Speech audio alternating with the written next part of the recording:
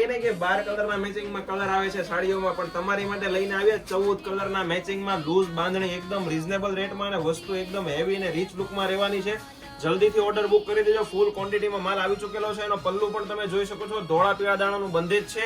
Grey અને wine કલરનો આખો પીસ રહેવાનો છે અને યુનિક વસ્તુ છે. તમને સુરતમાં કોઈ જગ્યાએ જોવા નહીં મળે ને એ ટાઈપની વસ્તુ છે. માત્ર કુમુદ સાડીમાં જોવા મળવાની છે.